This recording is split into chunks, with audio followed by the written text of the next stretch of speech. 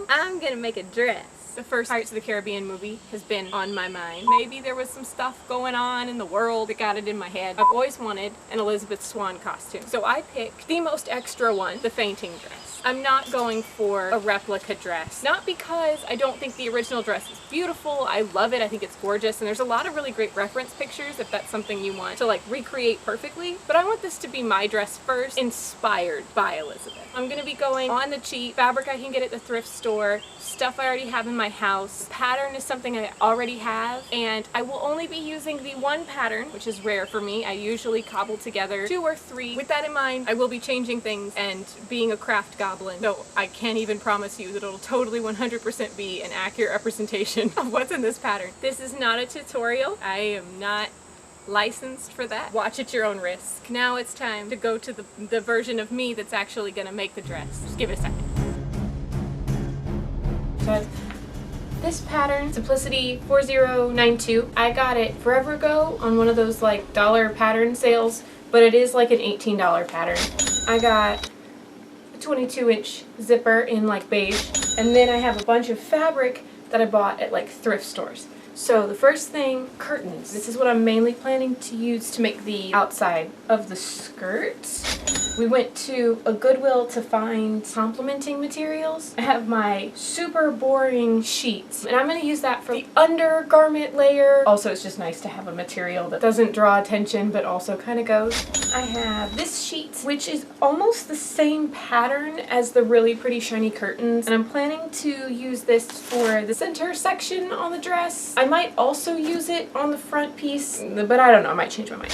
I know I'm going to need some other things, but being a seamstress person, a lot of it is in my house. The one thing I might end up buying is lace. I'm kind of going to get a little creative because I don't totally love the screen accurate design, even though it's accurate. I want it to be mine and to be fabulous. It also says on here in my notions that I'm going to need bias tape. Probably already have some. That is my collection of fabrics. Aren't they lovely? So I'm going to get started in cutting them up, which makes me super nervous. Fingers crossed. I hope it's enough material. But alas, it was not. I looked at the fabric that I had and I realized that I had miscalculated greatly how big the pattern was, so I had myself a little panic. I didn't have a cry though. I thought about it, and Avery convinced me to go to Goodwill and look for more fabric. So now I have 4 curtain panels and they have flowers on them, so maybe it's gonna be prettier. It was on sale, so it's $3.50. I got those. When you're buying, you know, material, the curtain or it's a bed sheet or whatever, you're not buying it like by the yard. It's not the dimensions that like the pattern asks for, so you have to get creative every time anyway.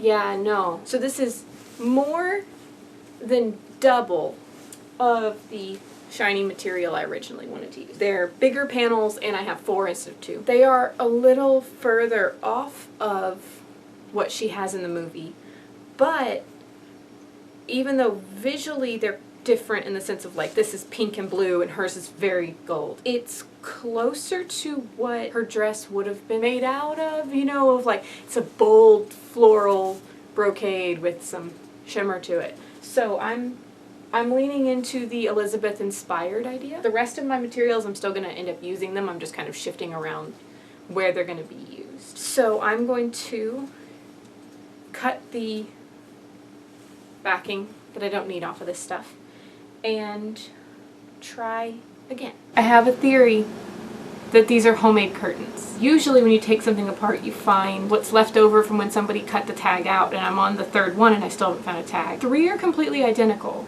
The 4th one has a seam in it up near where you would actually hang the curtain. It just kind of has this like random seam and it doesn't like line up, and none of the other ones have it. So I think someone ran out of length of material and ended up just kind of like finding a scrap and stitching it on the end. It's all sewn in white thread even though the fabric's not white, and I'm taking these stitches out on the end so I can make the fabric longer.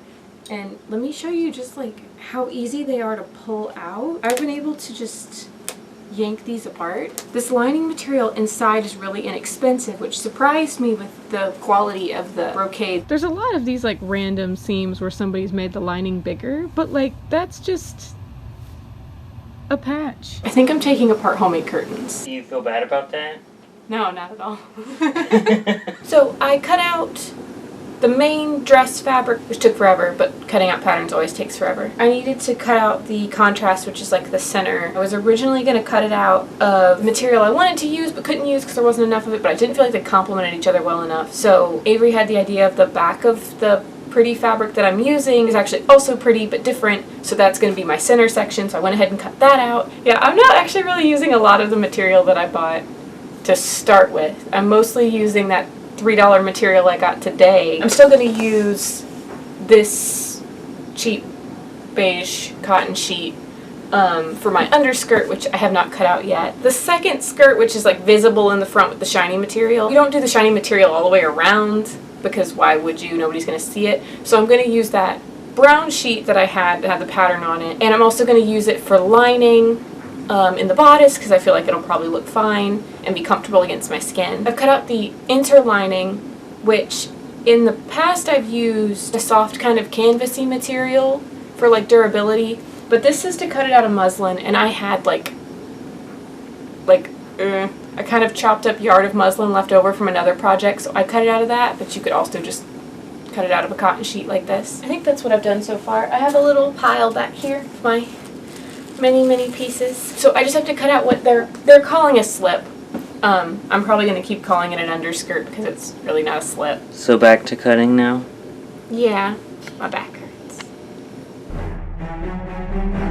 If you sew, do you feel like it takes just as long to cut out your pattern as it does to actually make the item? I feel like I'll spend like 3 days cutting something out. I will get up and I will cut stuff out and I will only stop to eat. It just takes forever. All I have left is the lining for the top, and I need to cut those pieces out of this. One last fabric. I can do it. I need to cut 8 pieces out of this, and then I can actually start making an outfit. I have everything cut out. The only pattern piece that I still have is the guide for the lace that goes around the sleeves. Including that, 44 pieces of fabric have been cut into little shapes. I now have to figure out my like lace and trim and those sort of things, and the boning. I'm going to gather those kind of materials so I can start sewing, because really itching to start making it look like clothes and not like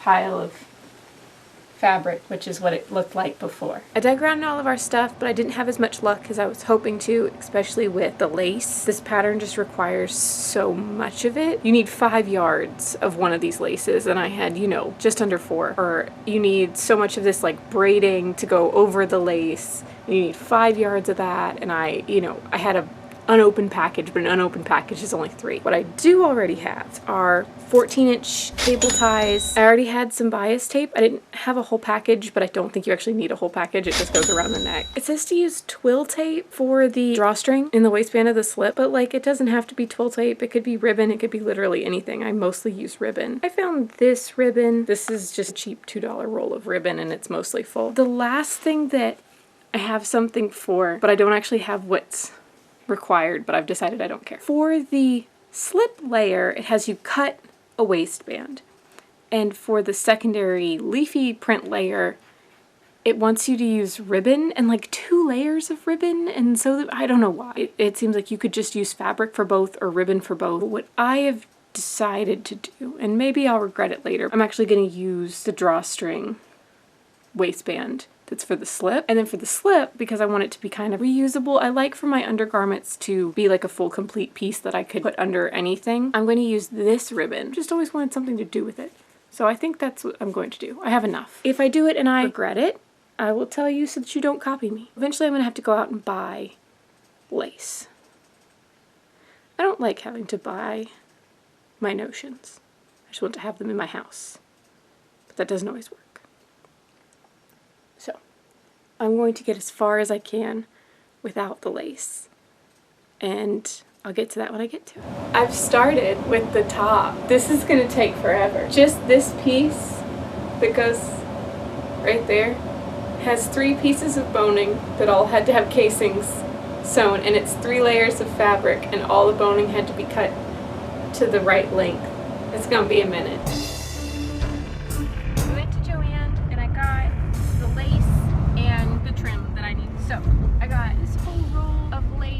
6 yards. I only needed 5.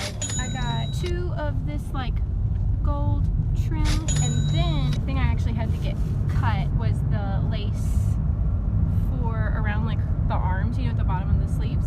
I spent more in trim than I spent on the actual fabric to make the dress out of, which is annoying. I did see the correct fabric. If you're wanting to make the Elizabeth Swann fainting dress, you want it to be perfect if you're willing to spend the money for perfect. They have it. Now, to go home and actually sew more pieces together. It looks like a top. I have questions about this pattern. I often speculate as to the original intention of patterns. Most patterns, the intention is just to be clothing. But with costume patterns, you get stuff that's meant for like Halloween costumes, and you get patterns that are meant for cosplay, and you get patterns that are meant to be like historically accurate, and this one's all and none of those things. My current theory is that this pattern is meant for professional costumes, like maybe that you would rent, or you would use somewhere that you do reenactments, or maybe in a professional theater, because you don't line it. It's got layers. There's 3 layers. But the lining doesn't seal the seams in, so you would actually be able to adjust for different people if you really wanted to. That's my standing theory. You could take a different approach and actually properly line this thing, but I'm going to keep going with the way that they say to do it. My next step is to hand stitch all the bias tape down. It's going to take a while. I have made the sleeves, not made the sleeves. I've sewn them into sleeve shapes. I'm adding the lace. And it says to gather the lace, which is fine, but for some reason I've decided I'm going to do pleats instead. I think it'll lay more uniform, so I'm just hand pleating it. I'm not really measuring them. They're pretty small, and I have them going where they drape down, splitting the middle. I hope it makes it look fancier. I don't really know. I just thought it would be fun. So I have all my little pleats pinned, so I gotta do this side, and then I have to do the other sleeve, so I'm a quarter of the way done. Like a sleeve with a ruffle sewn in place. So nice. I like tentatively tried it on, but you know, like you can't reach your hands behind your own back, so there's like a little part of me that's like terrified it's not gonna fit. If not, I know how to fix it. I just don't want to. The sleeves were time consuming. You do have to set the sleeves. It's not the easier way of doing a sleeve that some people prefer, where you like sew the sleeve in and then you sew the side seam and the bottom of the sleeve at the same time. It's not that style. You have to set these, and they have to be gathered. I kind of did tucks instead because I like the control. I like the way that these look more, and I like when I can have them match on both sides. That's just me being extra. I think it's easier. The sleeves are just, they're very time consuming because they're lined, and like lined sleeves aren't really a thing unless you're making like a coat, which this isn't a coat. But it is kind of, I mean, the way that historically they would have been made and worn and treated in the way that they were put on your body was more similar to how we wear a jacket. The historically correct name for this is, we'll just put it on the screen because it's French and I don't want to pronounce it wrong. The floral layer of the top would have actually been put on like a jacket and like pinned in place, and then that front part that's the other color would have been just like set underneath and pinned to your corset. So like to say it's not a jacket is both true. It's not a jacket. You can probably hear my wash machine and dryer running. We're just gonna ignore that. I'm gonna start on the skirt. There are quite a few pleats at the top, and they're the kind of pleats you have to measure and be perfect about and all that stuff, which is not my favorite thing. Does anyone else argue with their patterns? Because I'm angry at my pattern. I feel like I find errors in patterns all the time, and it could be because I use a lot of simplicity costuming patterns and they're just not the highest quality patterns. They drive me crazy. This one I feel like I'm running into those sort of things, like it says to cut 2 of the fabric, 2 of the lining, and 2 of the interfacing, but what it actually means is interlining, which is what they call it almost everywhere else in the pattern, except for on the actual pieces, and like that's annoying. But that's easy to figure out. Now I've hit something that I don't think they know what they mean. I'm just gonna end up doing it my way, but I'm mad about it. I'm gonna read the direction, and then I'm gonna explain why I don't feel like that lines up with the picture or what I have here. Turn under front opening. That makes sense. And side edges of skirt front, that's the piece, I can follow that, along fold lines and press. Okay, this is the pattern piece. This fold line in the front makes perfect sense. I understand its purpose. It makes the edge look nice on the front. I get it. The fold line for the other edge is right here. See how far that is from the edge of my pattern? It's 1.5 inches from the edge of the pattern. So I have my pattern piece. All my pleats are in there. This is the big front fold. This all makes sense. This fold right here is the fold line it's telling me to use. Look how much wasted material there is here, okay? And so I was like, maybe I don't understand what it means. I'm gonna look at the picture. Because, you know, sometimes you just look at the pictures, you don't actually bother to read stuff. Because, like, no. What it shows, it's talking about this. That's a seam allowance. It's a 5/8 seam allowance. It's just been rolled to leave that little pocket there. There's no fold in the place it's telling me to fold it. I'm gonna go off the picture. But I'm like kind of peeved. I run into a lot of flaws, problems, miscommunications and patterns that I wonder what people who are not avid sewers do. Because like for me, my Nana taught me to sew. I was around her sewing most of my life. I was making clothes with her by the time I was in 6th grade. So when I ran into these sort of problems, she just explained it. So now as an adult sewer at 25 years old, I can just go, well, I'm gonna do it the way that I know how to do it and I'm gonna ignore these directions. But if you're new to sewing or you don't sew a lot or you haven't run into these kind of problems before, what do? Do you follow the directions or do you follow the picture? And like, if you are making this pattern and you get to step 22 and you get a little mad, same, I am also mad. I'm gonna do what's in the picture. I'm going to ignore this last fold line. I am going to do a 5/8 inch seam allowance and I'm gonna roll that edge and make it look like the picture does. It really just doesn't make sense. I'm going to move forward with my decision and hope for the best. I'm gonna try to calm down. 'Cause I'm a little grouchy. So here's my other weird hack. I gather with a zigzag stitch and fishing line. I just tie bobbins on the end of the fishing line, and while I'm sewing I have the fishing line under my little presser foot, and then I end up with this where when I pull on the bobbins it gathers and I can adjust it as much as I want and I don't have to worry about any of my little stitches breaking. It is very nice. I'm back to that irritating step where it's like it wants you to fold it in a weird place. This dot is where it wants me to fold this. You have to fold it there or it's not gonna like line up right with the top. But see how weird like that tapers? Because like you don't want to do this wrong. That's supposed to be the seam allowance. So now it's just going to end up at a weird angle and I'm just going to accept it even though it doesn't look like the picture next to the directions and it doesn't tell you in the directions that you're supposed to do it at a weird angle. This just seems to be what you're supposed to figure out on your own. So I'm going to roll them like that so I can sew it down and it looks nice and I don't have a raw edge. But that's essentially what I'm doing. You have to do it on both pieces, both the gathered and the pleated, the front and the back. For this one you can see the dots right there. You have to fold it. I've done this one already. You can see my weird wide at the top, skinny at the bottom folds. But apparently that's what it wants you to do. I don't get it, but I'm gonna do it. I've got the skirt panels all sewn together. I'm doing all the skirt steps out of order. I didn't want to have to fight with that much fabric the whole time, so I like did all the pleats and then I did all the gathers and then I sewed all the pieces together. So I finally hemmed it, and it says to do a little skinny machine finished hem and then slip stitch like a blind hem by hand. I am lazy and I am tall, so we're just gonna do the little one by the machine and I'm just gonna leave it. If I really hate it I can change my mind, but I kind of doubt I'm gonna be that worried about a stitch that's that skinny that's literally gonna be on the floor. Just gonna ignore that. So now this part, this is so much fabric, goes to that part back there. And then I'll put in the zipper. I'm gonna try and do all of that tonight. It's only 4 o'clock in the afternoon now. Yeah, it's only 4. So I probably can. But I'm also hungry, so we'll see. 3 hours later. There you go. I'm just happy I could get it on.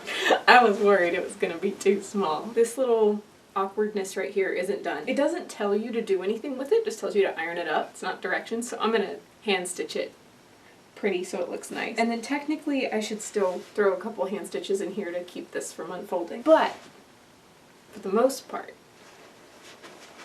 this layer is done. Later that same evening. I have the leafy second layer, petticoat layer, whichever name I'm gonna use this time. I've sewn all of the pieces together around. It'll look like that in the front, and then this is just the rest of the sides underneath because you'll never see it. There are 2 things that I'm supposed to do a certain way that I'm gonna do my way. Instead of using ribbon for this waistband, I'm going to do the drawstring waistband that you cut out for the slip, and for the slip I'm going to do the ribbon waistband. It's gonna be like the first layer, right? Like up against my skin. So if that's a drawstring and then I put a ribbon over that, that feels like that'd be uncomfortable, instead of if I had like the nice solid ribbon piece that like fit well and then the drawstring on top. I don't know if that makes any sense, but that's how I'm feeling about it, so that's what I'm gonna do. The other thing is, again, this says to hand stitch the hem. I'm not doing that. I'm gonna do a tiny little rolled hem like I did on the dress. Oh, it wants me to charge it. I got the petticoat. The waistband on this drove me nuts. There's a lot of gathered material in here, and the waistband was so thin. The waistband would like shift and I'd be sewing too low, or it would like fold up underneath and I'd miss it because it's just so much fabric. It's not as much fabric as that skirt, which is crazy because that one doesn't even close in the front. So it took me a while, and then, you know, you have to roll it. Maybe that's why they suggest doing the ribbons, but they suggest doing this on the slip and it's the same amount of material. So it's not too exciting. I kept getting so confused though, because this was the material that was my right side the whole time I was making the dress, right? And now it's the wrong side. I almost messed it up a couple of times. I didn't.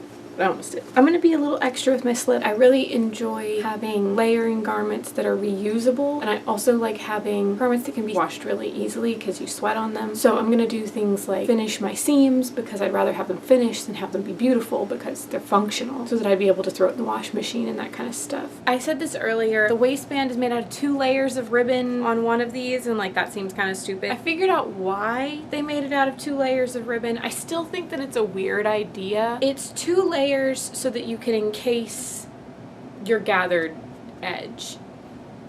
Why you wouldn't just buy a wider ribbon and fold it in half, I don't know. Why you wouldn't just cut it out of fabric, I don't know. I don't know why you would use ribbon per se. If somebody knows why, maybe, if there's like a construction reason, or if maybe you know more about fashion history than me and you know maybe why the person who designed the costume would have tried to keep that factor, let me know. I've wanted to find a purpose for this ribbon, so that's why I'm gonna do it. It just sounds exciting to me. Slips and underlayers are my chance to try things and my chance to be kind of weird and creative and make mistakes, so I'm gonna do that. Essentially what I'm gonna be doing is you iron this open flat, right? And then you take the little edge and tuck it under there. So instead of leaving the raw edge out, it's folded under, and you do it on both sides. And then you're gonna stitch here and on this edge too. That way all your raw edges are tucked in really nice. I'm gonna do this on all of the seams. You can do this as you're going on the machine too. Sometimes I will, but I'm gonna show you if you wanted to iron it so that you feel more comfortable. And I'm doing this before I hem it. You don't want to hem it first. You can do bigger seams if you need more material, if you're worried about, you know, having such a small amount of space to sew. But I usually kind of sew in the center between the seam and the edge of the fold, and that makes life easier. I finished one of the seams where it opens for the back closure, and I did that the way that I was explaining earlier. And I was going to do that for all of them, but then I realized felled stitches are easier. So you would iron it all going one direction. So you've got this extra and then this extra. You cut this in half so it's a skinnier seam allowance. And then you take this and you fold it underneath like that. And then you stitch next to this little folded edge. So I'm gonna go around and fix all of these because it's one seam instead of 2 seams. I finished. It's done. I'm going to show you all the weird little things that I personally did that you can incorporate or ignore. Each skirt has slits in the side, which I'm referring to as pockets. I rolled the edge and made it nice, but at the bottom where you reach the point, it's always just like awkward, open, frayed area that you can never get a stitch or edges. They bug me. I'm adding a pocket, and so I am putting my hand in and out of this. I didn't want it to make it worse or tear it or anything like that. So there's just a little bit of bias on both of those. And then my waistband, which I took a lot of creative liberties with this, so I'm going to try to explain it as best I can. I didn't use the pattern piece to gauge my ribbon. I measured my waist and then I just divided that length by 7 and I lined those up with the seam, leaving just a little bit of fabric on each end. I stitched this white bias tape on the wrong side of the gather, and then on the opposite side I stitched my ribbon very slowly so that my stitch would line up pretty on this side, and then I hand stitched the top edge of the bias tape to the ribbon so it wouldn't show on the other side. I then put hooks on it. I used what I had in my house, these cheap little silver hooks. I did an extra one on the other end of the ribbon just so it would lay nice and flat. Okay, I'm about out of battery. I'm going to sew the lace and trim on her. Step 1 is to put this tiny hook and eye right here at the top back of my zipper. The stitches are messier than I want, but I can live with it. Now to make the front look pretty. First priority is fixing this. The pattern says just to iron this up out of the way, but I tried that and it looked really garbagey. So I'm going to actually fold it and hand stitch it out of the way so it lays nice. See how pretty, so much better. Doesn't look as awkward. I sewed along this edge and then I stitched here and I did down that. It's just enough that it'll lay pretty and the lace will hide any little fluffiness that peeks around the edge. Now onto my trim. I have this lace and this gold cording and it'll layer over really nice over the seam. It goes all the way to the back and then all the way down the front of the skirt to the hem. So it's going to be a slow process. I think I'm going to sew them at the same time. I'm not patient enough. It's going to be a lot. It goes down both sides of the dress. It's going to take forever. So I'm going to see if I can sew them both at once. I started with this beige tone thread that I've pretty much done the whole dress in. And then I realized that like it kind of shows up. Not a lot, but enough that it was bothering me. And I remembered I have clear thread. I will admit that it is irritating to the skin. It can rub and it can be irritating like if it's around like your wrists or maybe your neckline. And if you use it on a machine, it is more likely to pop stretch just because, I mean, it's plastic. But I do like it and I've used it a lot. It's best for these little like hand stitching on trim sort of things. But look, you can't see them. I've got one side done. Before I move on to the other side, I'm going to take an extra minute and tack all of this down. Hopefully I'll be able to make them pretty invisible. I'm not going to use the clear thread though, just because of how soft this material is. I don't want to like yank on it with that kind of plasticky thread. It's a slow process.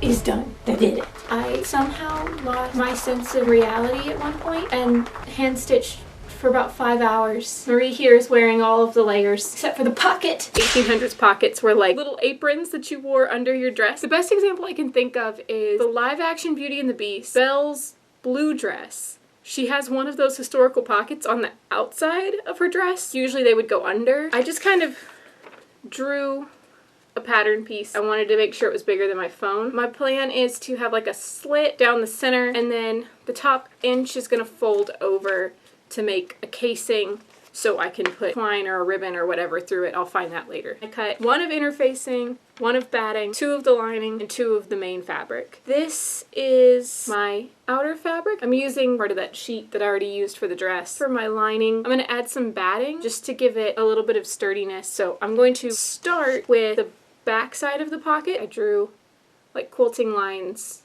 to follow. I drew them with a Sharpie because it's gonna be on the inside. So I'll have the lining, the batting, and then the actual outside of the pocket, and I'm going to do the quilting stitches. That's where I'm going to start. It's starting to look like something. So there's my opening for my pocket, and there's the back with the little quilting lines. I've actually never done that before, and I'm really happy with how it turned out. I originally was like, oh, I'll line it, and then I can put the, you know, I can make it where the raw edges are all on the inside and you can't see them.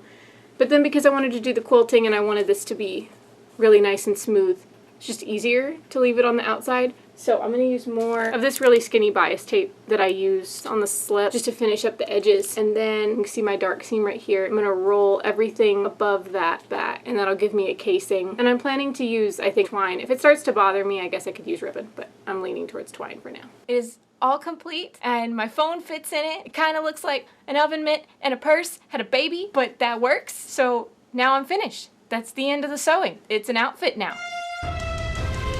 I am gonna go take pictures today, which means I have to turn this into, you know, I've already washed my face and brushed out my hair. So I'm gonna start with my makeup. I'm gonna lean towards neutrals because she wouldn't have been wearing makeup, but it's a movie. I'm going to lean into these kind of colors, try to keep it light.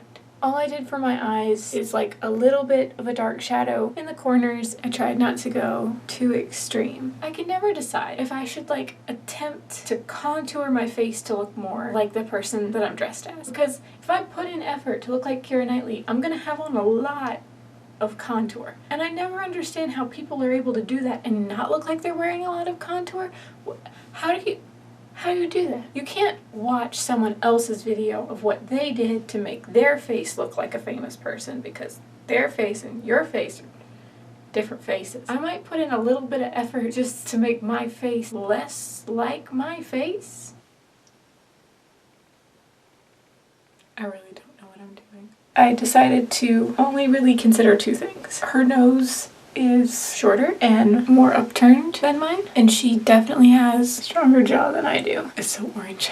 This is my contour from the little while that I had self-tanner on from the cruise I went on with my family. I know my hair's gonna be up, so I'm trying to blend behind my ears. This is just my normal foundation. I don't know if I'm undoing all my work or if I'm keeping it from looking orangey. We'll find out. I did blush and some highlights, and now I'm just gonna use translucent powder to help set everything. I love this. I use it when I do princess gigs, photo shoots, those kind of things, and the makeup has to last a long time. Keira Knightley has the fullest lips. I don't think I'm gonna try and fudge that. I think that would look too weird. I have this, and I have this Ulta lipstick, some lip liner. I'm gonna see what I can do.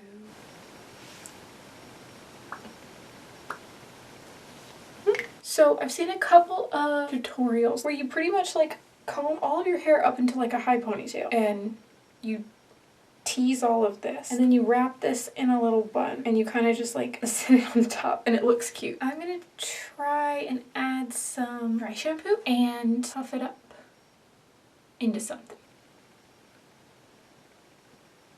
It's something. I think we can roll with this. I'm gonna throw in a couple more bobby pins. I'm going to pack up my dress and get Avery, and then we will go location scouting.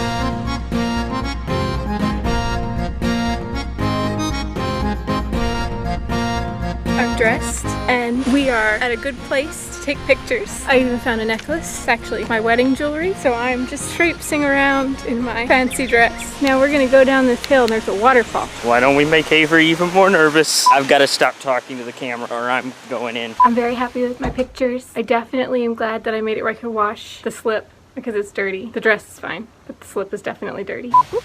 Avery almost died. Obviously, I'm going to spend the next couple of days with Avery editing pictures and videos. 9 o'clock in the morning, so you can finally go to sleep.